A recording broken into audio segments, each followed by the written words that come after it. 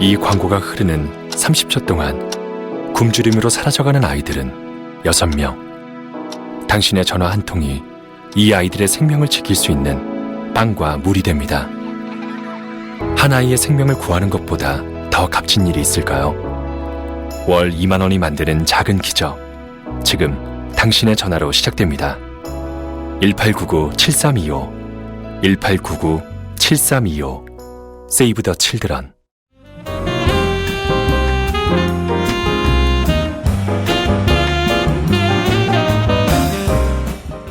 잘 가셨습니다. 재밌습니다. 러시아 역사.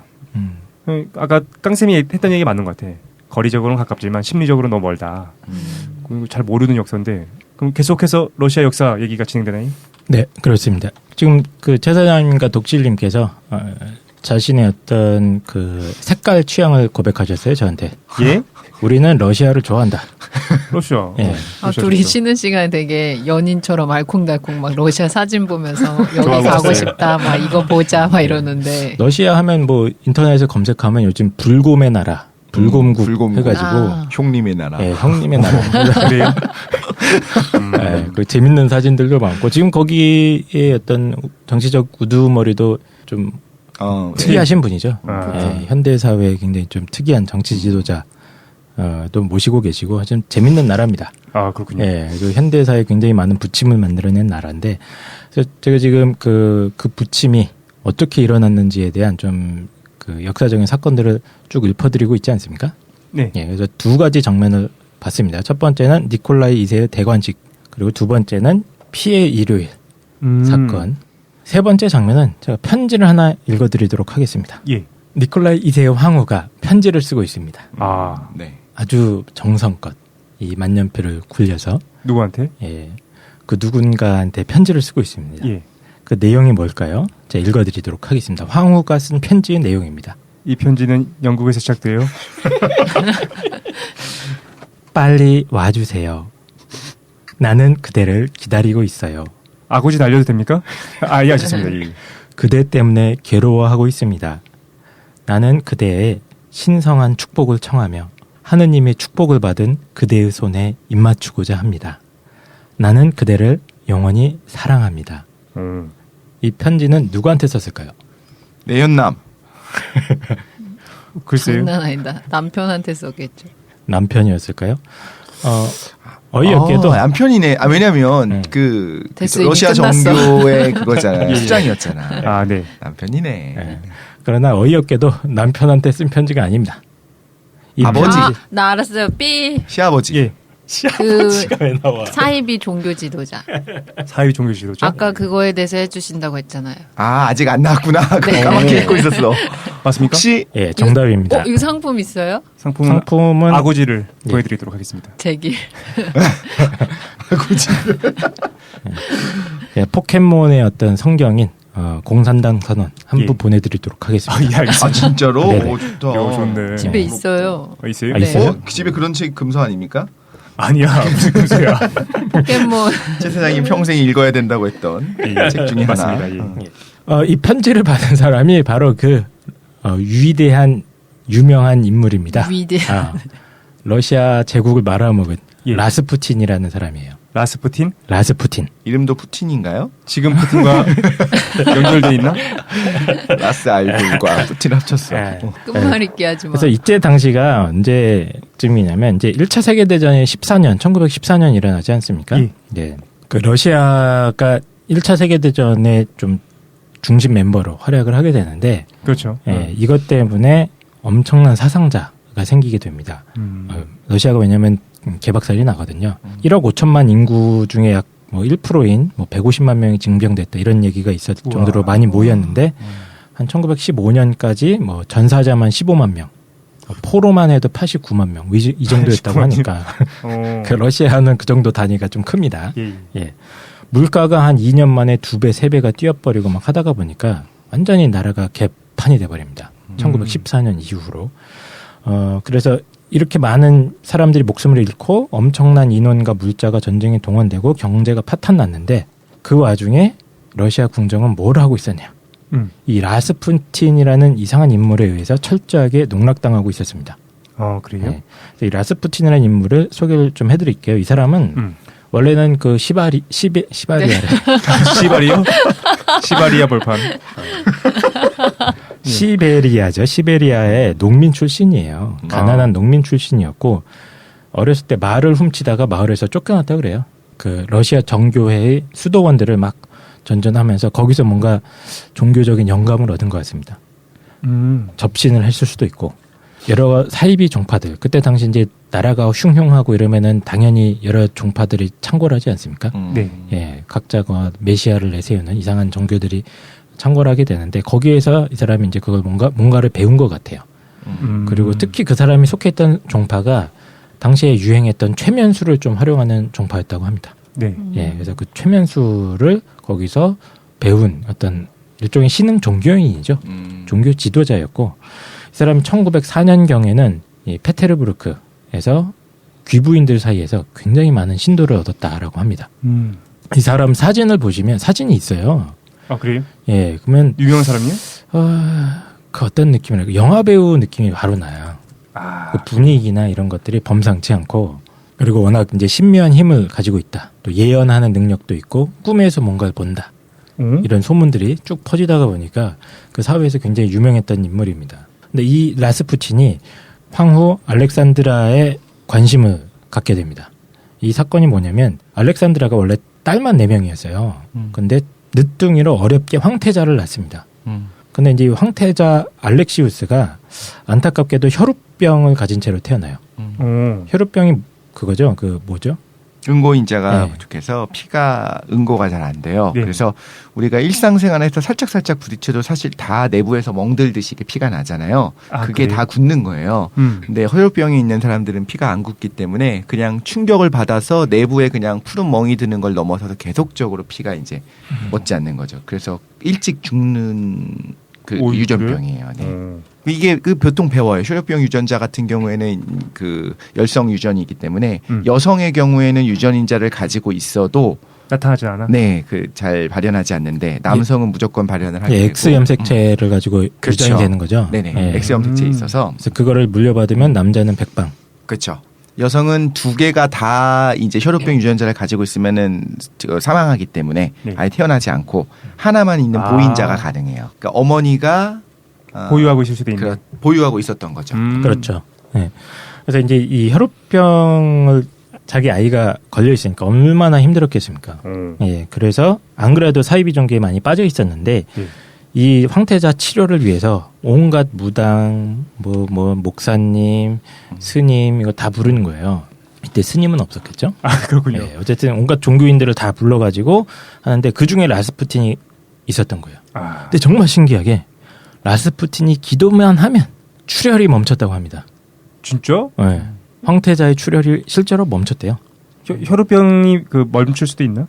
그 혈우병에 걸린 사람이 피가 나는데 멈출 수도 있어요? 그러니까 부족해서 그런 거기 때문에 뭐 예를 들면 살짝 베었는데 그거를 온몸에 피가 다 빠지고 이 정도는 아니죠. 근데 잘 안 나는 게 문제인 거고 부족하다는 거구나. 그렇죠. 혈소판이.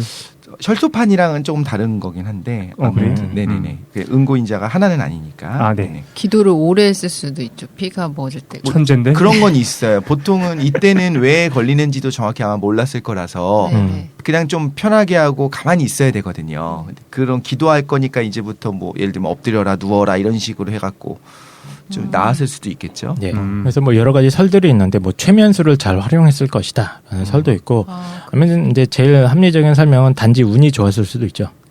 예. 아니면은 실제로 어떤 능력을 갖고 있거나. 그렇죠. 그러니까. 손을 딱 대자마자 이게 쫙 지혈. 예, 지혈이 되는 그런 신묘한 능력이 있었을 수도 있었는데 나는 로사리오 성모다. 죄송합니다. 하지만 네, 어쨌든 간에 워낙 그 효과가 뛰어났기 때문에 이 사건 때문에 라스푸틴이 황후의 절대적인 신임을 얻게 됩니다. 그래서 이 황후는 이때부터 라스푸틴에 거의 집착하다시피 연모하다시피 하는 심정을 갖게 되는 것 같아요. 그래서 아까 제가 쓴 그 편지 있지 않습니까? 예. 이 편지도 실제로 황후가 라스푸틴한테 썼던 편지예요. 그래서 라스푸틴이 사실은 굉장히 궁정 밖에서는 쓰레기처럼 살았습니다. 이 사람이 이제 원래는 여러 가지 설이 있어요. 그 민중에 돌아다니는 설에 따르면 남자의 그 성기가 매우 컸다라는 설도 있고, 아, 그래요? 그것 때문에 이제 뭐 여자 귀부인들이나 이런 걸 굉장히 좀 음통하게 놀아놨다. 이런 설도 있었습니다. 근데 이제 황후가 그걸 믿지 않는 거죠. 그건 다 헛소리야. 저분은 위대한 종교인이고 내 앞에서는 저렇게 정중하고 이렇게 신사적인 분인데 그럴 리가 없어. 다 음해야. 이랬던 것 같아요. 원래 여자를 좀 밝힌다는 소문이 있었죠. 실제로 그것도 맞는 것 같고. 근데 네. 그때 내부에서 있었던 걸 가지고 바깥에서 이제 민중들, 시민들 사이에 어떤 떠도는 소문 중에 가장 이제 저속한 것들이 그런 거잖아요. 제 물건이 커서 여자가 좋아할 것이다. 그렇죠. 기부인들이 뻑가는 것이다. 그건 좀 근거가 없는 것 같아요. 약간 비아냥거리면서 약간 뭐 술 한잔 마시면서 하는 그냥 이야기가 아니었나 싶기도 하고. 그래서 라스푸틴이 당시에 거의 전 국민이 다 알고 있는 그런 스타였어요. 전 국민이 싫어하는 거였겠죠? 예. 좋아하는 건 아니고 아마. 사진 조금 검색해서 보니까 약간 괴이한 이미지를 줘요. 그 눈빛 자체가 그래요? 네네. 광인의 느낌. 음탕합니까? 아니요, 약간 광기 어린 눈빛이라고 할까? 저는 약간 무서운 느낌을 사진만 봐서는 라스푸틴도 김도인 얼굴 보면서 무서워하시고 있어요. 그렇구만. 서로 무서워해. 그러니까 약간 그 카리스마가 있죠. 눈빛이나 범상치 않게 뭐 헤어스타일이나 이런 것도 좀 이렇게 종교 지도자처럼 하고 다녀요. 긴 생머리입니까 예, 이거? 예. 아닙니까? 가르마를 예쁘게 탁 탔네요. 오레오로. 약간 광기 어린 종교자 같은 이미지. 그래요? 네네. 그래서 황태자의 몸에 악성 종기가 났던 적도 있는데 이 사람이 고쳐져요. 그때 당시 라스푸틴이 했던 말이 기록이 되어 있습니다. 이렇게 기록을 좀 읽어드리면 어제 밤새도록 나는 그대 아들의 목숨을 위해 하느님과 싸웠어. 나는 싸웠으며 나는 승리했어. 그런데 하느님은 나에게 좀 별난 얘기를 했어. 그대의 목숨, 그대 아들의 목숨, 그대 남편의 목숨, 그리고 그대 딸들의 목숨은 나의 목숨과 묶여 있다고 하더라고요. 네? 아, 말더듬이도 좀 있고. 그러니까 이 어떤 이 가족들, 황족들의 목숨과 자기 목숨이 연결돼 있다고? 네. 어. 또 내가 살아있는 한 그대들 역시 살고 번영할 것이나 내가 죽을 때 그대들도 생존하지 못할 것이라 들었어. 얼씨구 말 잘하네. 예, 어쨌든 음산화 전문가 느낌이. 그래서 황태자가 결국 기적적으로 또 살아나요. 예, 운이 좋았을 수도 있고 실제 능력이 있었을 수도 있습니다. 그러다가 보니까 라스푸틴에 대한 어떤 신뢰가 확고부동해집니다. 심지어 황제마저도, 황후뿐만 아니라 황제마저도 라스푸틴을 굉장히 신뢰하게 되고 거의 이제 그때 당시 한창 그 전쟁 중이던 1915년부터는 라스푸틴이 궁정을 완전히 지배했습니다. 지금 시각으로 보면 좀 어이없는 거죠. 딱 봐도 사이비 종교 네. 하시는 분 같은데 이 사람이 궁정을 지배하면서 정부 고관 어떤 관료 임용하는 문제라든가 네. 정부의 각종 이권 사업 같은 거에 개입을 하기 시작하니까 완전히 나라꼴이 개판이 되지 않겠습니까? 그래서 실제로 능력 있는 사람들이 잘려 나가기도 하고 또 뜻 있는 사람들은 아예 벼슬길을 버리고 고향으로 돌아가기도 했다고 합니다. 그때 당시만 해도 굉장히 이상한 소문들이 많았어요. 그리고 실제로 황후가 라스푸틴과 그렇고 그런 관계였다. 라는 설도 있고 뭐 확증은 할 수는 없어요 저도. 근데 이제 그런 소문이 당시에도 많았고 그렇게 보는 연구자들이 많습니다. 근데 이제 라스푸틴의 성기에 대한 얘기가 나와서 말인데 이 사람의 성 능력에 대한 실제 증언이 있긴 있어요. 그래서 1914년에 라스푸틴의 몸을 진단했던 의사에 따르면 황당하게도 라스푸틴의 생식기가 아주 나이 많은 사람의 그것처럼 위축되어 있었다고 합니다.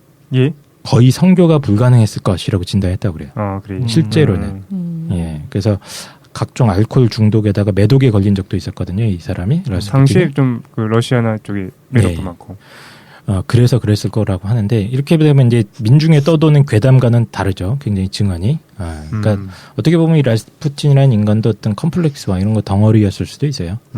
그래서 워낙 많은 사람들이 이 라스푸틴을 싫어했고 악명 높았고 누가 봐도 이거는 나라를 좀먹고 있는 그런 사람이었던 거죠. 그래서 당시 군대 총사령관이었던 니콜라이 대공이 있었는데 이 사람이 라스푸틴을 제거하려는 음모까지 꾸미게 됩니다.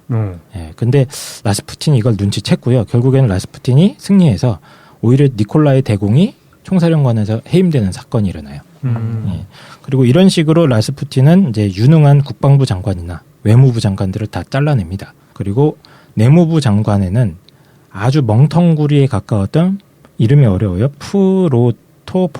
프로토포포프라는 사람이 임명이 됩니다. 프로토포포프? 예, 아주 무능하고 병신 같은 놈을 내무부 장관으로 임명을 하게 되죠. 그리고 1916년에는 니콜라이 2세가 이제 전쟁 총사령관을 자르지 않았습니까? 네. 그래서 직접 전쟁터에 나가요. 자기가. 예, 1차 세계대전 중에. 이것도 최악의 병신짓이었습니다. 예. 그래서 니콜라이 2세가 아예 황궁을 비우고 전쟁터로 나가버리니까 이제 궁전은 누구의 것이게 됐습니까? 라스푸틴. 그렇죠. 라스푸틴이 완전히 장악을 하게 되는 거죠. 그래서 황후와 라스푸틴의 은밀한 관계에 대한 풍문이 전국적으로 떠돌았고 니콜라이 2세 어머니도 당시 살아 있었거든요. 예. 근데 어머님도 이제 그 소문을 듣고 아들을 찾아와서 야 아들아 너 이러면 안 된다 하지만 황제는 듣지 않았다고 합니다. 예. 그리고 전국적으로 이 라스푸틴을 죽여라, 황제를 퇴위시켜라, 뭐 황후를 내쫓아라 이런 여론이 들끓었다고 해요. 일단 독일 여자인 것도 마음에 안 들었을 그렇죠. 거고. 왜냐면 그때 적국이었거든 독일이. 그렇지. 1차 대전 때 그랬잖아요. 그렇죠. 1차 대전 때는. 근데 그 황제 이야기는 곰곰이 잘 듣다 보면 좀 안쓰러워요. 자기가 직접 일선에 나가서 어떻게 보면 우리 백성들이 고생하고 있으니까 나도 같이 싸우겠다 이렇게 생각해서 간 거였을 거 아니에요. 그 마음 자체는. 근데 이제 일반적으로는 그게 좋은 선택일 수 있는 건데 왜 영국 같은 경우에는 지금 영국의 왕자들이 다 군복무 하는 거를 되게 좋게 보잖아요. 그런데 시대를 좀 잘못 타고난 게 아닌가라는 생각이 좀 드는 것 같아요. 니콜라이 2세 분께서 그때 당시를 이끌기에는 매우 부적합한 지도자였죠. 그때는 부적합했죠. 근데 그런 얘기가 있더라고요. 이제 입헌 군주제의 군주였으면 되게 좋았을 거다. 사람들의 사랑 많이 받았을 거다. 그냥 인품도 좋고 사실 생긴 것도 잘생기고 그러니까 그냥 그렇게 그냥 얼굴 마담을 하면서 그냥 너네 싸우지 말고 잘해라 뭐 이런 식이었으면 괜찮았는데 네. 그 시대 진짜 그 시기가 가장 중요한 시기였잖아요. 혁명이 일어나고 이제 넘어가는 그 시기였는데 그때 말하자면 처세를 잘못하고 정치를 잘못한 게 마지막 이따 해주실 건가요? 혹시 마지막이 좀 되게 안쓰러운 부분들도 네, 네. 있고 그래서 어쨌든 그 이름에도 불구하고 황제와 황후는 라스푸틴을 맹신했고요. 그래서 심지어 황후는 매일같이 라스푸틴이랑 이제 궁정에서 같이 생활을 하면서 그 작전 지시를 보내요. 라스푸틴이 이렇게 하래요. 이런 식으로. 그래서 뭐 군사 배치, 병력 배치, 뭐 전쟁 타이밍, 뭐 어디를 쳐들어가라 이런 지시를 심지어 내리는데 그걸 또 황제가 따라갑니다. 정말 엉망인 거죠. 그러니까 인사, 군사, 외교 이거를 갖다가 한 말도 안 되는 사이비 종교인의 어떤 영적인 능력에 의존하는 그런 상황이 벌어졌던 겁니다. 근데 어떻게 보면 그 시대적 분위기를 좀 고려하면 중세적인 분위기가 남아 있었을 거고 어떤 그리스도적이거나 아니면 어떤 종교적인 성향이 강력한 분위기에서 크게 합리적으로 보였을 수도 있지 그 사람들한테는. 근데 그때 당시 그 둘 빼고는 다 합리적이 다 괜찮았어요? 이거를 욕했으니까. 아 그렇군요. 예, 근데 오직 두 사람만 그 사람한테 빠져들었던 거죠. 그래서 이제 라스푸틴에 대한 암살 음모가 본격적으로 전개가 되는데 여기서 굉장히 신기한 게 라스푸틴이 실제로 예언 능력이 있었을 수도 있어요. 그래요? 이 사람이 예언한 게 있습니다. 자신의 최후에 대해서. 또 성대모사 들어갑니다. 예. 나는 내가 내년 1월 1일 이전에 죽을 것이라고 느낍니다. 만일 내가 일반 백성에게 살해된다면 당신은 두려워할 것이 아무도 없습니다. 이 당신은 이제 그 황후한테. 예. 그러나 만일 나의 죽음을 가져온 사람이 당신과 친척 관계에 있는 사람이라면 당신의 자녀들과 친척들 누구도 2년 이내에 죽을 것입니다. 오. 이런 예언을 한 적이 있다고 그래요. 그래요? 근데 이 예언이 결국에 실현이 됩니다. 아. 네. 라스푸틴은 왠지 그냥 자기 죽이지 말라고 한 말인 것 같은데. 너네가 나 근데 죽이면 너네도 죽어 이거. 아 그건 아까 얘기고 지금 얘기는 좀 다르잖아. 내가 죽을 것 같은데 농민한테 죽거나 아니면은 그 황후의 친척한테 죽거나 할 것 같다라는 거잖아요. 예. 농민한테 황후의 죽으면 친척? 괜찮아. 그러니까 황후의 친척한테 죽으면 너네도 2년 안에 죽어잖아 사실 메시지가. 그렇죠. 하고 싶은 말은. 근데 농민한테 죽을 수도 있고. 그러니까 그건 어쩔 수 없는 어쨌든. 거고. 자, 라스푸틴이 누구한테 죽는지 눈을 부릅뜨고 지켜보도록 합시다. 예. 중요한 인물이 유스포프라는 인물입니다. 당시 러시아 최고의 석탄, 철강, 석유 재벌 가문의 아들이었어요. 그 재산만 해도 짜르 황제보다 많았다. 이런 풍문이 돌 정도로 많았고 아내 생일 선물로 크림반도에서 가장 높은 산을 주었다. 그 정도는 줘야지. 그래서 클래스가 다르죠. 그러니까. 이 정도 돼야 정말 리얼부죠, 리얼부. 생일 선물로 산 정도. 거기에다가 어머님이 굉장히 미녀였대요. 그래서 그 미모도 이어받아서 유럽에서 가장 꽃미년이랍니다. 꽃미소년. 네. 미소년이죠. 가장 아름다운 미소년으로 유명했던 사람이었는데 이 사람이 니콜라이 2세의 조카 딸 이리나 공주와 결혼을 해요. 예, 그래서 왕실이랑도 이렇게 인척 관계가 있었던 거죠. 근데 이 유스포프가 분노를 하게 됩니다. 이 라스푸틴이 러시아 재정을 멸망시키고 있다 이런 판단을 하게 돼 있고 실제로 라스푸틴이 지금 니콜라이 황제가 좀 어리버리하니까 얘를 퇴위시켜야겠다 이런 말들을 흘리고 다녔던 것 같아요. 특히 그래? 유스포프한테. 예, 그랬더니 그 얘기를 듣고 완전히 빡친 거죠. 이건 진짜 아닌 것 같다. 그래서 자기 친구들 이름이 좀 어렵습니다. 프리시케비치 이외에 3명. 네. 예, 이 3명과 의기투합해서 라스푸틴 살해 음모 계획을 꾸밉니다. 그래서 D-Day가 1916년 12월 29일이었어요. 오싹하지 않습니까? 1월 1일 전이었어요. 오, 그렇네. 자, 그래서 유스포프는 라스푸틴을 유인을 합니다. 라스푸틴이 자기 아내한테 관심이 있었던 걸 알았거든. 아이고. 그러니까 자기 궁전 지하 식당으로 유인을 하죠. 우리 지금 아내가 뭐 너를 이렇게 좋아해, 뭐 이렇게 해갖고 파티를 열었으니까 오세요 해갖고 유인을 합니다. 그리고 파티를 하는 척하면서 과자와 포도주에 청산가리 같은 걸 잔뜩 넣어놨다 그래요. 그래서 이 라스푸틴의 죽음과 관련해서도 온갖 이제 괴담, 전승 뭐 이런 것들이 많나 봐요. 예. 워낙 기이한 인물이었으니까. 근데 이제 제가 읽은 책에서는 이것만 파는 연구자들이 있나 봐요. 라스푸틴의 죽음에 대해서만. 그렇죠. 그걸 연구하신 분들의 어떤 총 결론만 제가 좀 정리를 해서 드리겠습니다. 일단 이제 밤에 유스포프가 결국에는 라스푸틴을 잘 꼬셔서 음식을 먹이긴 먹였습니다. 근데 이 청산가리를 먹으면 얘가 죽어야 되잖아. 의사에 따르면 15분 안에 죽어야 된다. 죽는다 이랬는데 이게 안 죽어. 잘 먹어 그냥. 그냥 우걱우걱 먹고 멀쩡하더랍니다. 그리고 오히려 라스푸틴한테 유스포프 너 음악 잘하잖아. 기타 좀 쳐봐. 해갖고 막 기타를 쳐달라고 했대요. 그래서 유스포프는 또 연기를 해야 되니까 그래? 너 왜 안 죽냐 이럴 수는 없고 겁에 질린 상태로 얼굴이 하얘져서 기타를 열심히 쳐줬다고 합니다. 예, 그 상황 중에서도 라스푸틴은 이제 우걱우걱 과자를 먹고 있는 굉장히 공포스러웠겠죠. 그렇네. 얘가 죽어야 되는데 안 죽으니까. 유스포프는 크게 놀라서 잠시 동료들과 상의를 오겠다 하고 잠시 자리를 피합니다. 그래서 쑥덕쑥덕 얘기를 했는데 야 이거 오늘 못 죽이는 거 아니야? 다음에 죽여야 되는 거 아니야? 하다가 아니야 오늘 날 잡았으니까 오늘 죽이자 결론을 내고 총을 갖고 돌아와요. 그리고 라스푸틴이 방심한 틈을 타서 총을 쏩니다. 등에다가 빵 하고 쏘는 거죠. 그래서 다들 죽었다고 생각했어요. 피 흘리고 꿈쩍도 안 하니까. 그래서 일부 동료들은 라스푸틴의 옷이나 신발 같은 걸 이제 증거 인멸하기 위해서 불태우러 가고요. 유스포프랑 그 아까 친구였던 이름이 너무 어려워서 제가 프리시케비치 이 두 친구만 남아서 이제 있었는데 왠지 유스포프가 이상한 느낌이 들었답니다. 그 시체를 한번 싹 이제 다시 봤대요. 예. 그랬더니 라스푸틴의 눈이 깜빡깜빡하고 있었다고 합니다. 헐. 그러면서 이제 초록색 코드들이 보이기 시작하는 거죠. 뭐야 그거? 예. 매트릭스. 그리고 죽은 줄 알았던 라스푸틴이 갑자기 벌떡 일어나면서 야 이 시바스키야 하면서 소리를 지르면서 유스포프의 목을 싹 잡았다고 합니다. 헐. 시바스키는 제 드립인데 예, 그렇군요. 좀 웃어주세요. 예. 너무 러시아 말 같아서 뜻이 있는 것 같아.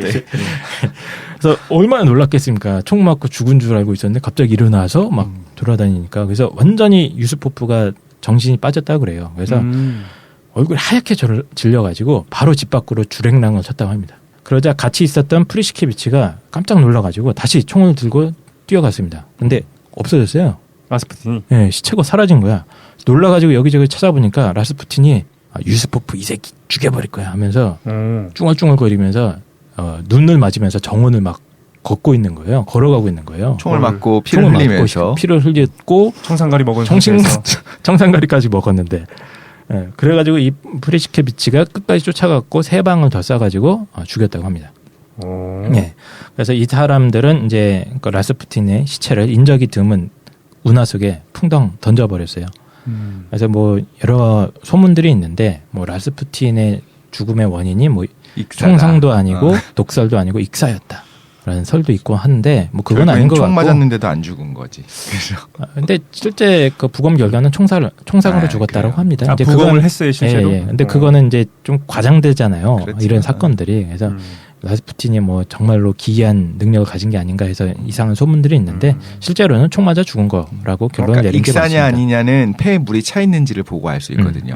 총상을 맞아서 그걸로 죽었으면은 숨을 안 쉬니까 폐에 물이 안 차는데 만약에 폐에 물이 가득 차 있으면 숨 쉬려고 이제 버둥거리다 죽은 예, 거니까. 그래서 뭐 일설에 따르면 폐에 물이 차려 있었다라는 설도 있고, 근데 이제 제가 읽은 책은 뭐 그 정도까지는 아닌 것 같고 총상으로 죽었다라고 결론을 내리고 있습니다. 그래서 라스푸틴이 이렇게 죽었죠. 죽었다는 소문이 굉장히 빠르게 퍼졌고요. 이틀 뒤쯤에 라스푸틴 시체가 발견이 됩니다. 얼음물 사이에서. 그래서 부검 결과는 실제는 독은 없었다고 그래요. 뭐 아마 오류가 있었겠지. 청산가를 넣지 않은 과자를 먹었거나 좀 넣는 과정에서 실수를 했거나 그랬을 수는 있습니다. 이 사람들이 아마추어들이잖아요. 네네. 예, 그래서 독으로 죽은 것 같지 않고 총으로 죽었다. 이게 결론인 것 같고 사람들이 엄청 기뻐했다고 합니다. 그래서 이런 얘기가 있었대요.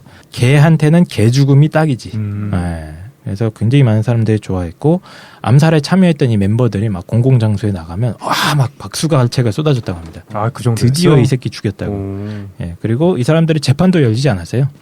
그 황제의 어머니였던 그 태후가 하지 마라 이 사람들 재판 열지 마라 이렇게 손을 써줘가지고 처벌도 안 받았다고 합니다. 황후는? 근데 이제 황후는 큰 슬픔에 빠졌죠. 황제는 뭐 별로. 근데 황제는 의외로 그렇게까지 막 슬퍼하진 않았다고 그래 이 사람. 왜냐면 자기도 소문 듣고 있었을 거 아니야. 그렇지. 황후와 그 소문이 있었기 때문에.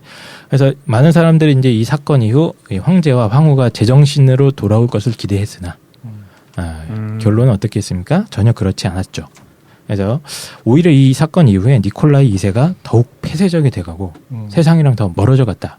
이런 얘기가 있습니다. 그래서 제가 지금까지 이제 라스푸틴이라는 괴이한 인물이 어떻게 국정을 농단하고 인사를 좌지우지하고 이권에 개입하고 나라를 말아먹었는가 이런 얘기들을 쭉 했습니다.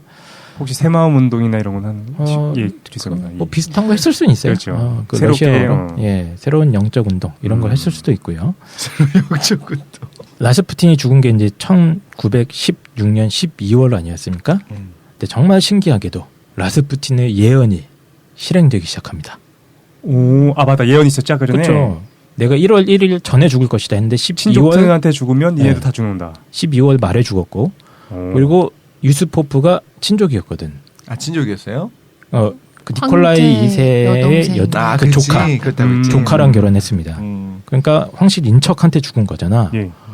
그러니까 바로 예언이 실행되기 시작합니다. 헐. 예, 이 예언이 어떻게 실행되는지 마지막 좀 말씀을 드릴게요. 1917년 2월입니다.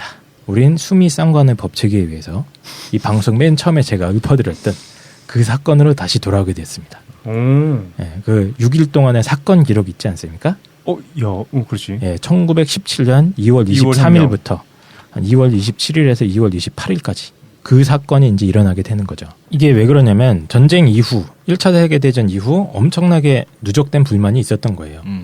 그리고 러시아 정부, 황제를 중심으로 했던 이 정부는 이 민중의 불만에 전혀 대처를 못했습니다. 왜? 그리고 어떤 신뢰도 다 잃었고. 예, 그 라스푸틴 한 놈한테 다 놀아나고 있었고 신뢰도 완전 잃은 상태였고 1917년 1월에서 2월 2달 동안 약 67만 명이 참가한 1,300여 건의 파업이 있었다고 그래요. 이미.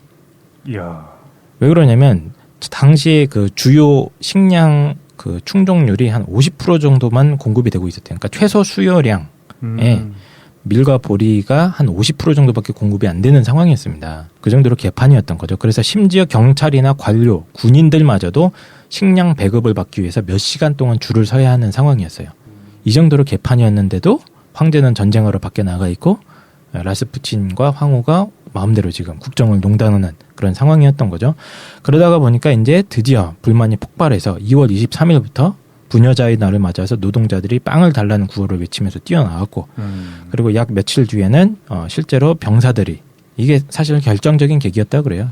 병사들이 노동자의 편에 가담을 하면서 완전히 러시아 재정이 무너지게 되는 상황인 거죠. 그런데 웃기게도 한 2월 27일에 거의 수도가 장악을 당하거든요. 네. 근데 그 정도까지만 해도 니콜라이 2세는 무슨 일이 일어나고 있는지 잘 몰랐다고 그래요. 왜냐하면 당시 내무부 장관이었던 그 멍텅구리 프로토포포프가 라는 인간이 네. 계속 허위 보고를 합니다. 뭐 가벼운 소요가 있긴 한데 괜찮습니다. 황실을 향한 뭐 그 괴소문들이 있지만 이것도 다 근거가 없습니다. 개돼지들이 지금 좀 약간 배고픈 것 같은데 빵 조각을 좀 던져주면 괜찮습니다. 뭐 이런 식으로 허위 보고를 계속했던 거예요. 그래서 27일 밤에 6만 명 이상의 병사가 혁명군에 가담하고 막 난리가 나가고 있는 그 중에도 이 사람은 가벼운 거리에 무질서가 있었다라는 정도만 보고를 받았다고 해요. 황제가. 그러다가 결국 2월 28일이 되자 드디어 이제 마지막 국무회의가 열려요. 그때서야 상황을 파악하게 되고 니콜라이 2세는 진압 명령을 내려놓고 일단 튑니다. 네, 도망갔지만 그러다가 가다가 이제 중간에 만난 러시아 군대한테 다시 붙잡혀요. 거기서 퇴위를 결정하고 내가 동생한테 양위를 하겠다라고 했으나 동생도 역시 안 받죠 이거. 형 미안해 됐어. 그 바람에 이제 로마노프 왕조가 어이없게 304년 만에 허무하게 망하게 되는 겁니다. 이후 러시아 얘기는 뭐 간단하게 설명을 드릴게요. 이제 포켓몬들의 세상이 열리는 거죠. 네. 그래서 러시아는 대혼란에 빠졌고요. 임시정부가 세워지긴 합니다. 순간적으로 임시정부가 그때 당시 이제 의회나 뭐 이런 지도자들이 임시정부를 세우긴 했는데 좀 많이 무기력했던 것 같아요. 그리고 그해 드디어 10월입니다. 다시 붉은 10월이라는 말이 있죠. 네네. 예, 그 10월에 1917년 10월에 10월 혁명이 일어나죠. 그 지도자가 포켓몬의 위대한 영도자 레닌의 무장봉기로 사실상 이건 혁명이라고 말하기보단 전문적으로 이제 전문 용어를 사용하면 쿠데타죠. 무장봉기를 한 거니까. 예, 그래서 쿠데타를 가지고 성공시켜서 임시정부를 무너뜨리고 소비에트 연방공화국이 드디어 탄생하게 되는 겁니다. 그렇구만. 예, 그럼 이 이후에 어떻게 됐느냐? 이제 1918년 7월 16일 밤에 소비에트 정부 비밀 경찰 기구인 체카 요원들이 갑자기 들이닥칩니다.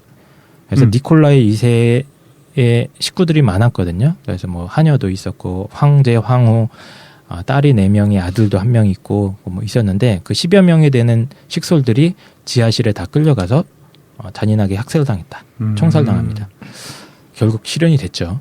그렇네. 예. 예언이 실현됐구나. 예언이 드디어 실현이 됩니다. 잔인하게 다 죽었다. 애들까지도 다 죽었고 6월은 안매장되었다고 합니다. 이게 적백내전이 벌어졌을 때 있잖아요. 그래서 레닌이 이제 공산 정권을 세웠고 그게 싫어가지고 이제 또 반혁명군도 생겨가지고 그렇죠. 하고 있었는데 이 일가를 가지고 있었던, 그러니까 데리고 있었던 데는 이제 혁명군이었던 거죠. 근데 이제 반혁명군들이 이제 구하러 온다라는 소문이 있으니까. 그래서 죽인 그 거구나. 명분이 이제 황제가 그쪽으로 넘어가게 되면은 위험할 것 같아서 급하게 죽었다고 하는데 이때 살아남은 사람이 있다. 라는 걸 갖고 막 그 이후에 자기가 그 사람이다 계속 주장하고 영화로도 나오고 그렇지. 있었는데 뭐였지? 아나스타샤. 마지막 딸. 그게 그 스토리네요. 네. 거기서는 굉장히 낭만적으로 나오는 그렇죠. 스토리인데 현실은 굉장히 좀 그렇죠. 시군창이죠. 거기도 잠깐 그 영화에도 라스푸틴 나왔던 것 같기도 하고 그래요? 기억이 가물가물하네요. 어쨌든 아나스타샤라는 애니메이션이죠. 영화도 있었어요. 영화도 있었고. 있고 네. 뭐 자기가 아나스타샤라고 끝까지 주장하는 사람도 있고 막 그랬었어요. DNA 검사해 보니까 아닌 걸로 나왔다고. 그렇군요. 어디나 공주병은 있군요. 예, 알겠습니다. 그리고 더 비극이 발생하죠. 레닌이 집권 후 4년 반쯤 지나서 갑자기 뇌졸중이 옵니다. 중풍으로 쓰러져요. 그리고 약 7개월 후에 뇌출혈로 반신불수가 되고 1924년에 갑자기 54세의 나이로 죽었습니다. 그리고 포켓몬의 더 위대한 영도자가 나타나시죠. 스탈린이. 그렇죠. 레닌의 오른팔이었던 스탈린이 왕이 되면서 왕이요? 예, 네네. 실질적인 군주가 된 거죠. 그렇네. 예, 그러면서 또 한 번의 잔인한 비극이 시작되는 걸로 이 러시아 혁명의 지난한 역사가 마무리가 됩니다. 그렇구만. 예, 저희가 어떻게 하다가 보니까 권력에 대해서 얘기를 하다가 보니까 예. 재밌네. 예, 러시아 혁명사를 공부를 했어요, 제가. 안 그래도 누가 한번 정리해줬으면 좋겠다고 생각했었는데 재밌게 잘 들었습니다. 예. 그러면 이제 제가 관심 있었던 건 혁명이 어떻게 일어나느냐가 아니라 혁명에 제대로 대처하지 못했던 권력자들이 어떻게 무기력하게 몰락해 갔는가. 그 뒤에 누가 있었는가. 그리고 그 뒤에 배후에 누가 있었는가. 이 얘기를 하고 싶었던 겁니다. 그렇군요. 예, 그래서 마무리를 해보면 니콜라이 2세에 대한 평가가 여러 가지가 있어요. 그러니까 어떤 사람은 이렇게 얘기를 합니다. 그 사람은 인간적으로는 참 많은 덕성을 갖고 있다. 인간적으로. 예, 인간적으로는 책임감도 있고 나라와 인민에 대한 관심도 있었고 친구에 대한 의리, 가족에 대한 애정 이런 건 다 좋았는데 그럼에도 불구하고 어떤 지도자로서의 덕목은 모두 다 결여하고 있었다. 이런 얘기를 하고요. 또 어떤 사람이 이렇게 증언합니다. 나는 니콜라이 2세를 괴물이라고 생각해 왔다. 사람들을 하도 많이 죽이고 이랬으니까. 근데 직접 만나봤더니 그는 아주 수줍은 사람이었고 자신의 아들과 딸을 빼고는 관심이 딴 데는 없었대요. 그리고 속세의 일에 지쳐 있었고 하느님과만 대화하고 싶어하는 신비주의자 같았다라고 증언을 하고 있습니다. 인간적으로는 괜찮은 사람들이 있죠, 그렇죠? 하지만 이런 공적인 임무를 맡기에는 매우 무능력한 군주였던 것 같고 이 사람이 어떤 사이비 종교에 빠진 황후와 그 뒤에서 뭔가를 조정하는 라스푸틴이라는 인물과 결탁이 되면서 결국에는 죽창의 전설이 시작된 거죠. 예, 인류 20세기 역사를 완벽하게 바꿔버린 그런 혁명이 이렇게 시작됐다. 이렇게 정리할 수 있을 것 같습니다. 그렇군요. 재밌습니다. 뭔가 자꾸 생각나는 게 있어가지고. 근데 그런 건 아닌 것 같고. 객관적인 역사적 진실반 말씀하셨습니다. 그렇죠. 예. 그래서 오늘 원래 주제는 권력 아니었습니까? 네. 파워죠, 파워. 예, 파워로서 어떤 인간 사회에서 타인을 내 마음대로 할 수 있는 힘이 바로 권력인데 이 권력이 한 사람한테 과도하게 집중되거나 또 그 집중된 인간이 너무 무능하거나 인격적 결함이 있거나 리더로서의 덕목을 결여하고 있거나 이렇게 됐을 경우에 어떤 참극이 벌어지는지를 아주 잘 보여주는 역사적인 신뢰라고 저는 생각을 합니다. 그렇네. 말 들어보니까 여러 가지 파워를 가진 사람들이 여러 가지 방면에 있는데 각자 자신의 역할을 제대로 못하고 있는 사람들인 거구나. 혹시 여러분들은 어떤 리더로서 활동해 본 적이 있습니까? 어딘가에서? 어떤 조직 안에서? 뭐 누구나 살면서 다 조금씩 하지 않나? 반장도 해봤고. 반장 해보셨어요? 한 번 해봤나? 근데 사실은 학창 시절에 리더는 아니죠. 반장은 아무런 그런 거 없었고. 글쎄, 우리 결혼하면 또 그래도 뭐 한 가정에 일단 그죠. 한 가정에 노예가 되지 않습니까? 그렇죠. 노예가 되죠. 리더가 아니라 종이 되죠. 그렇게 되지 않을까요? 뭐 기껏해야 남자분들은 이제 뭐 직장에서 하는 경험 아니면 이제 군대 경험이 좀 있을 수 있고요. 군대에서 많은 걸 경험하죠. 종부터 주인까지. 그렇죠. 네. 종의 어떤 덕목에서부터 리더의 덕목까지 그렇죠. 다양하게 경험을 하게 되는 것 같고 저는 개인적으로 이렇게 뭐 권력을 잡아본 적이 없어서. 그래요? 예. 그래서 거기에 집착하시는 거예요. 그렇죠. 한번 잡아보자. 언젠가 딱 한 번만 잡아보자 이런 생각을 좀 하게 되는데 그래서 이게 어떤 경험인지 제가 이해를 못 하겠어요, 사실은. 그 정도야? 진정한 갑이 되는 거 아닙니까? 이 정도 니콜라이 2세 정도 되는 그렇죠. 혹은 라스푸틴 정도 되는 권력을 그렇죠. 말씀하신 거죠. 권력의 맛이라는 게 있다고 그러잖아요, 사람들이. 한 번 경험하면 빠져나올 수가 없다. 네. 그래서 뭐 흔히 하는 말로 이제 제가 권력을 경험했던 건 사실 이제 대학 사회였거든요. 대학원도 진짜? 다니고 했으니까. 그러니까 이제 교수님들 같은 경우에 뭐 의도하진 않았겠습니다만 그 어떤 대학 사회 특수성 때문에 교수가 되는 순간 상당한 권력을 가지게 되잖아요. 그리고 그렇죠. 어떻게 보면 그 연구실이라는 좁은 공간 안에서는 거의 왕 군주와 같은 존재가 되고 교수님끼리도 서로 잘 안 친하고 이게 대화도 많지 않은 경우가 많거든요. 그러다가 보니까 이제 서로 견제하거나 이럴 일도 없고, 네. 그러니까 그 작은 그 자기의 연구실 안에서는 굉장한 좀 이제 권력자 위치를 겸하게 되는데 그런 걸 쭉 보면서 한번 거기에 취하게 되면 자기도 모르게 그 권력의 맛에 이렇게 길들여지게 되는구나 하는 걸 가끔 느낄 때가 있는 것 같아요. 그래서 이제 뭐 자기들은 아무 생각 없이 하는 명령이나 이런 것들도 우리가 보기에는 굉장히 어이없는 부당한 명령들도 되게 스스럼 없이 내리세요. 이 정도는 너희가 나한테 해줘야 되는 거 아니냐 이런 느낌이 올 정도로. 그렇지. 또 그러고 갑자기 어떤 권력에 대한 얘기하니까 또 생각나는 게 있는데 저는 이제 뭐 권력에 대해서 막상 그 권력자가 되면 아래에 있는 사람들은 권력자들을 보면서 막 힘을 휘두른다고 생각하는데 또 권력자들이 되면 또 비슷한 등급의 권력자들끼리 싸우지 않습니까? 근데 어떤 얘기 들었냐면 내 친구가 이제 이걸 다 얘기할 수는 없을 것 같고 신상이 다 노출되니까 그 L 회사에 기사를 합니다. 임원급 이제 운전 기사를 하고 있는데 어떤 얘기를 들었냐면 이런 얘기 된 거야. 그 아주 커다란 그 L과 관련된 아주 커다란 건물을 완공이 된 게 있어요. 다 너무 알 것 같은데. 근데 거기에 모든 L과 관련된 회사들이 다 모여 있다는 거야. 뭐 물류 뭐 하면 다 걸려 있는데 그래서 건물 주차장에 사장님들이 너무 많은 거지. 사장님 차들이 너무 많은 거야. 다 사장님이구나. 그러니까 그 사장들끼리 어떠냐면은 견제한대. 그러면서 어떤 견제를 하냐면은 입구에서 가까운 쪽에 주차하려고 자기가 먼저 나가기 위해서. 그래서 그걸로 계속 눈치 보고 서로 막 비난하고 막 한다는 거야. 그 얘기를 들으면서 생각해보면 그 L 회사의 사장 정도 되면 어마어마하게 밑에 사람들이 많이 이제 거느리고 있고 높은 사람인데도 불구하고 겨우 그 정도에 대해서 막 집착하고 하게 되는구나. 그런 얘기를 그 친구를 통해서 들으면서 사실은 뭐 우리가 막 권력자가 어마어마할 것 같지만 막상 올라가면 별거 없을 것 같다라는 생각도 많이 들어요. 전혀 부적절한 예를 드시고 있어요. 그렇기 때문에 그 입구 쪽 자리를 차지하려고 싸우는 걸 보면 사장이 돼도 소용없다. 사장이나 우리들이나 똑같다. 그 정도는 아니겠는데 큰 관점에서 보면 별거 아니라는 생각이 들어요. 그리고 그런 거 있잖아 왜. 그 풍뎅이나 이런 애들 보면 싸우고 있는 애들 있지 않습니까? 풍뎅이요? 존에 싸우고 있잖아. 네네. 생각해보면 좀 이상한 거야. 얘네들은 막 진짜 막 삶을 다해서 막 죽자고 막 싸우는데 걔들을 그냥 한 마리를 들어가지고 다른 데다 놔두면 그냥 알아서 갈 길 가거든요. 갑자기 행복해져. 그래요? 너무 권력에 대해서 내가 그 권력을 차지하기 위해서 경쟁자들을 보면 지옥 같아 보이는데 그냥 그 레이스에서 좀 벗어나면 아무것도 아닌 조직에 들어가게 되고 자기가 거기서 레이스를 한번 시작하게 되면 참 빠져나오기가 어려운 것 같아요.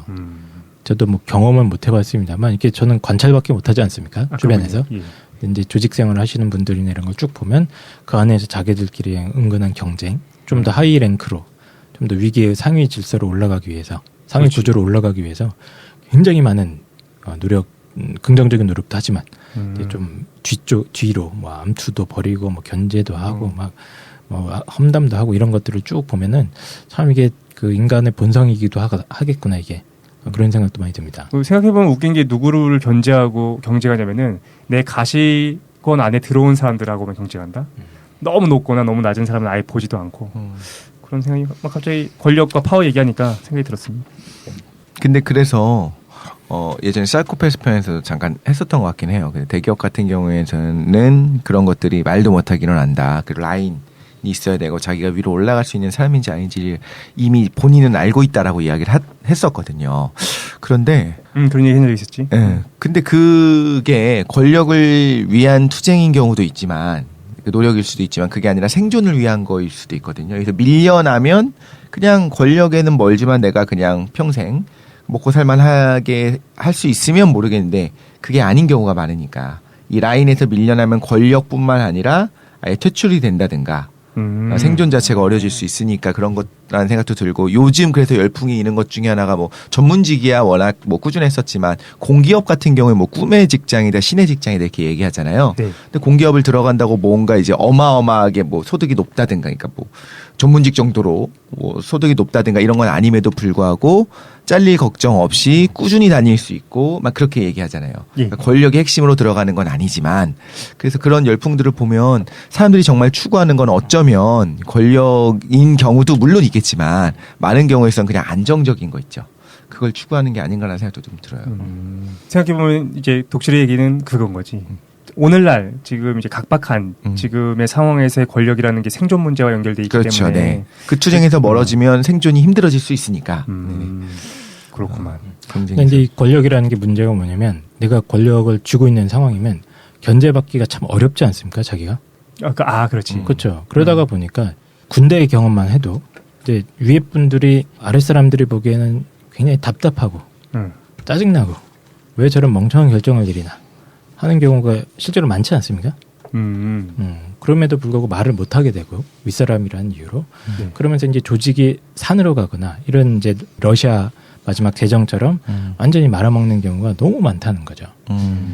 그래서 실제로도 지금 우리나라 기업들한테 좀 문제가 되는 부분 중에 하나가 리더로서의 어떤 자질이 검증되지 않은 사람들이 무리하게 이제 기업의 오너라든가 이런 것들을 꽂히기 때문에 어떤 기업의 효율성이나 이런 게 좀 심각한 문제가 생긴다 이런 비판이 항상 있어 왔지 않습니까? 심지어 주주 중에서 그 비율도 네, 굉장히 낮은데도 그렇죠. 불구하고 주식 소유 비중도 거의 없는데 몇 프로밖에 안 되는데 정권을 행사하고 있으니까 그렇죠. 이런 소유 구조 같은 것도 문제가 되는 것 같고 우리나라가 특히나 좀 이제 그 좀 권위주의 질서나 이런 것들이 좀 강해왔기 때문에 이 권력에 대한 견제가 상당히 좀 약하다는 생각을 평소에 많이 해왔어요, 저는. 그러다가 보니까 신문 기사 같은 거 보면서 자꾸 화가 나고 죽창을 들고 싶고 이래왔던 것 같은데 그런 어떤 행태가 어떤 멸망의 길로 갈 수 있는지를 갖다 오늘 제가 좀 조사를 해서 가져온 거라고 생각합니다. 그렇군요. 이제 마칠 시간이 됐는데 제가 사실 궁금한 게 하나 있어가지고 네. 요거 하나 정도 물어본 다음에 오늘 자기 어떻게 들었는지 얘기하다 마치도록 합시다. 우리 권력과 파워에 대한 얘기를 하고 있는데 평소에 사실 궁금한 게 하나 있어가지고 오늘 얘기와는 뭐 직접적인 연관이 안 되겠지만 우리가 방금 그 얘기하지 않았습니까? 깡쌤이 말하고자 했던 건 그거지. 어떤 권력과 최상위의 힘을 갖고 있는 사람이 그에 어울리는 덕성, 덕목 같은 걸 좀 갖추고 있어야 되지 않겠는가. 그러니까 이제 깡쌤이 우리한테 말하고 싶은 건데 이런 건 어때요? 그 사회적 악을 다 몰아내는 어마어마한 힘을 갖고 있는 최고 권력자가 있는 거야. 근데 얘가 어떻게 하냐면은 대의를 위해서 작은 것들 그리고 잘못된 것들은 가차없이 그냥 다 없애버리는 그런 최고 권력자는 어떻습니까? 왜 이 생각했냐면은 약간 싱가포르 같은 느낌인 건가요? 그 비슷한 나라 두테르테가 생각나가지고 필리핀의 두테르테. 얼마 전에 이제 마약범들 3,000명이었나? 300명인가? 3,000명이었는데 네. 계속 늘어나고 있겠죠 아마. 직결 다 죽여버리지 않았습니까? 네. 그러면서 이제 지지율이 거의 80% 90%에 이르는다는 거야. 근데 이제 다음에 싸우기 시작했던 게 담배였죠. 담배 공공장소에서 담배 못 피게 하고. 그런데 한국의 언론에 잘 안 나오는데 재벌에 대해서 손을 댔더라고. 그래서 필리핀에 어마어마한 재벌이 하나 있는데 뭐라고 표현했냐면은 얘가 택시 리터기에서 돈이 올라가는 것처럼 돈을 끌어모으고 있다. 두테르테가 한마디 한 거야. 그래서 그 회장이 다음날 사퇴했어요. 죽고 있구나 싶어서. 그러니까 재벌 이제 개혁하기 시작한다는 거야. 이런 어떤 권력자는 어떻습니까? 다수의 이익과 이게 봤을 때 정상적인 방향으로 국가를 돌리기 위해서 작은 것들에 대한 희생을 아무렇지도 않게 생각하는 거 어떻게 생각해요? 그러니까 선을 대의를 위해서. 네, 선을 실현하는 절대 권력자. 그렇죠. 이게 그러면서 딜레마죠. 소수의 악인들이나 아니면 이제 소수의 사람들의 희생은 무시하는 거지. 개인적으로 어떻게 생각합니까? 얘기가 너무 길어질래나? 나가야 되는데. 저는 개인적으로는 이제 그런 지도자를 그 머릿속으로 상상은 해봅니다만 현실화되지 않았으면 좋겠다. 아 그래요? 예, 왜냐하면 현실적으로 그런 사람이 나타났을 때 일단 인간의 결함이 많은 존재 아닙니까? 예. 예, 저는 항상 거울을 보면서 나는 인간은 왜 이렇게 결함이 많은가 이런 생각을 평소에 많이 하는 편인데. 코도 그렇고 뭐. 예, 그렇죠. 예. 예, 눈, 코, 입이 다 그런데. 네. 그러니까 인간이 그 절대적인 선을 도달할 수는 어떤 식으로든 없다고 봐요. 그러니까 그 도덕적인 문제든 지적인 문제든 뭐 여러 가지 측면에서 결함이 있을 수밖에 없는 존재이기 때문에 결국 그거는 허상이 아니겠는가. 결국에는 그 두테르테든 누구든 간에 조만간 문제를 나타내리라고 봅니다. 어떤 식으로든. 암살당하겠지 뭐. 예, 얌살당할 수도 있고 아니면 이제 그 스스로가 타락하기 시작할 가능성이 매우 높다. 없다. 오. 그래요? 난 요즘에 관심 갖고 보고 있어. 필리핀 경제 성장 굉장히 빠르게 될 것 같아요. 저는 사실 대중이 다수가 돼서 혁명을 일으켜서 이런 일들을 진행하는 거와 개인이 진행하는 것이 어떤 차이가 있는지 차이가 물론 있죠. 근데 다수의 대중이 혁명을 일으켰어요. 근데 그게 국민의 대다수가 거기에 찬성하지는 않을 수도 있어요. 많은 경우에 있어서. 그렇죠? 그런데 지금 이 사람의 경우에는 국민의 80%가 지금 여전히 지지하고 있다는 거예요. 지지율이 이제 낮아지겠죠. 너무 심하게 규제를 하기 시작하면 낮아질 수는 있겠지. 지금까지의 필리핀에 정말 골마 있었던 문제들이 있으니까 하는 거니까 저는 한 개인이 한다라고 보지 않고 어떤 혁명이 일어났다. 그래서 80% 이상의 주민들이 찬성하는 뭔가 그런 혼란한 시대다 지금. 예를 들면 뭐 그 군이 정권을 장악한 상황이다라고 가정을 했을 때조차도 저는 문제가 있다고 사실 생각해요. 그래요? 내가 필리핀에 살고 있지 않고 거기서 어떤 상황이 모르기 때문에 너네가 그런 말을 하는 거다라고 얘기할 수도 있겠지만 철저하게 이상적으로 생각을 했을 때 그냥 안 되는 것 같아요. 초법적인 거고 현재 형법이라고 하는 것들 자체도 법 체계 자체가 10명의 범인을 놓치더라도 한 명의 무고한 사람을 없도록 하는 거잖아요. 네. 근데 이런 식으로 법 집행을 하게 되면 결국에 예를 들면 마약 범죄라든가 여러 가지 악을 뿌리 뽑지 못할 거기 때문에 지금 이런 선택을 한 거거든요. 근데 그게 그렇죠. 어디 많이 나오냐면 슈퍼히어로 무비에 나오는 것들이 대부분 그런 식인 거예요. 법대로 하면은 해결이 안 될 것들을 어떤 초법적인 존재가 나타나서 해결하려고 하는 거죠. 근데 제가 그 배트맨을 되게 좋아하는데 그 다크나이트 있었던 그 시리즈 예. 크리스토퍼 놀란 시리즈를 좋아하는데 거기서 던지는 메시지가 그거거든요. 초법적인 그리고 실제로 굉장히 그 뭐라고 하죠? 그 선한 존재인 배트맨이 실제로 법적으로는 처벌할 수 없는 악당들을 무찌르기 시작하고 시민들이 그걸 지지함에도 불구하고 배트맨은 스스로 고뇌하고 이게 문제가 있다. 결국에는 시민들이 스스로 법의 테두리 안에서 이걸 처벌하는 쪽으로 가야 된다. 뭐 이런 메시지들이 그 안에 숨어 있잖아요. 저는 거기에 너무 동의하고 근데 너무 이상적인 생각일 수도 있겠다는 생각이 들어요. 그래서 제가 이게 옳고 그른 건 모르겠어. 근데 제 생각에는 그게 그렇게 방향성이 결국엔 법의 테두리 안으로 들어오는 그렇죠. 쪽으로 가야 되지 않나라는 생각이 독실림의 어떤 시스템이 갖춰주는 게 더 중요하다라고 더 중요하다 생각하기 이런 때문에. 입장인 거죠. 이게 민중의 나약함의 상징이거든. 민중들은 혁명을 꿈꾸면서 혁명가 나타나면 무서워 그냥 그건 아닌가라는 생각이 막 드는데 그래서 요런 얘기를 앞으로 좀 계속 한번 해봅시다. 우리가 파워 특집, 권력 특집이니까 어떤 정치적인 힘부터 물질적인 힘까지 한번 우리 삶에 영향을 미치고 있는 많은 파워들에 대해서 오케이. 그냥 하찮은 얘기들을 그냥 떠들어봤습니다. 네. 너무 오늘 재밌게 잘 들었는데 네. 마지막으로 어떻게 들었는지 한마디씩 한 다음에 오늘 마무리하도록 하겠습니다. 저는 잘 들었습니다. 재밌었습니다. 러시아 역사 누가 정리해줬으면 좋겠다고 진짜 생각했었는데 체계적으로 정리해 주셔가지고 말이 나온 김에 요거와 연결시켜가지고 러시아 혁명에 대한 얘기들 좀 자주 해봤으면 좋겠어요. 그래서 오늘 처음에 포문을 열어주신 깡쌤께 감사드리면서 잘 들었습니다. 저는 항상 생각하는 게 이제 권력에는 반드시 견제가 필요하다.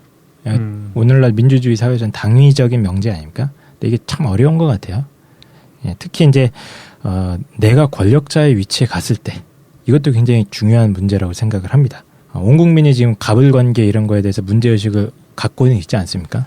예. 그리고 갑의 무자비한 횡포 이런 거는 당연히 안 된다 이렇게 생각을 하는데 근데 내가 갑이다 이렇게 생각하는 사람은 거의 본 적이 없는 것 같아요. 그러네. 다들 자기는 의리라고 생각을 합니다. 근데 결국에는 갑을 관계 안에서 누군가는 의리고 누군가는 갑인데 내가 항상 을만 될 리가 없거든요. 나도 누군가에게 직장에서든 학교에서든 뭐 집안에서든 갑일 가능성이 매우 높은데 이 갑으로서 나 역시 어떤 횡포를 부리고 있지 않은가 하는 걸 생각해 보는 게 굉장히 중요한 것 같아요. 물론 깡쌤은 어디서 시스템. 갑입니까? 아까 모든 순간 의리라고 했잖아요. 저는 저 혼자 해서 갑이다. 저 혼자 잘 때 갑을놀이 뭐야. 하시는군요. 화장실에서. 갑이자 의리야. 알겠습니다. 이럴 때 갑이고 싶습니다만 어쨌든 그런 생각을 가끔 해봅니다. 밤에는 갑이고 싶다. 예. 네. 예. 하여튼 내가 혹시 갑으로서 횡포를 부리고 있지 않은가? 이 생각도 중요하다. 제 생각입니다. 아까 저는 들으면서 순간 생각났었던 거를 한번 같이 얘기를 해보고 싶은데 어떤 조직에서 그러니까 한국 사회의 특징일 수도 있어요. 저는 외국에서 어떻게 사는지 서방 세계가 어떻게 하는지 모르니까 근데 영화나 드라마 같은 데서 보이는 것들을 보면 자신의 포지션을 알아요. 그리고 그거를 내가 어떤 거는 정당하게 요구할 수도 있고 어떤 거는 이야기를 그냥 할 수 있어요. 그러다가 딱 어떤 권력을 갖고 누르면 이제 깨갱하기도 하지만 적어도 그 전까지는 말을 하거든요. 내가 볼 때 이건 잘못된 것 같다고 싸우기도 하고. 그런데 동양 문화권에서는 사실 그게 좀 힘들어요. 그래서 예전에 괌에 그 대한항공 비행기 그 추락했을 때도 그런 어떤 동아시아 특유의 어떤 그 위계 서열 문화 때문에 추락한 부분도 분명히 있거든요. 그것도 나중에 다뤄볼 기회가 있으면 좋을 것 같은데 간단하게 얘기했었지. 독실이가. 파일럿이 있는 콕핏 안에서 기장이 뭔가 분명히 잘못하고 있는 것처럼 보임에도 불구하고 부기장이 원래는 권한이 있어요. 얘기할 수 있어야 돼. 그런데 얘기를 못 하는 거야. 근데 그런 것들을 저도 겪고 누구나 겪고 있을 거예요. 직장 상사라든가 혹은 좀 위에서 분명히 부조리함들이 있고 이게 말도 못하게 부조리해서 내가 목숨을 걸고 그러니까 여기서 말하는 목숨이라고 하는 건 그 쫓겨날 각오를 하고서라도 얘기를 해야 되는 경우가 있겠지만 그렇지 않은 사소한 문제들 있죠. 사소하게 이건 분명히 개선돼야 되는데 그냥 굳이 말하면 저 사람이 날 안 좋게 평가할 것 같고 내가 아래에 있는 사람인데 굳이 그거 얘기해서 분란 일으킬 거 뭐 있나 하면서 참았던 것들이 저도 많이 있었거든요. 사실. 근데 그냥 아까 얘기를 들으면서 생각났어요. 내가 거기서 그냥 당당하게 내 생각을 이야기했었으면 어땠을까라는 생각이 들었어요. 그래서 그 약간 흉내내듯이 서양 드라마를 흉내내듯이 그래서 내가 할 말을 하는 거지 그냥. 근데 그거를 두려워하거든요. 이걸 하게 되면 인사고과에 반영될 거야.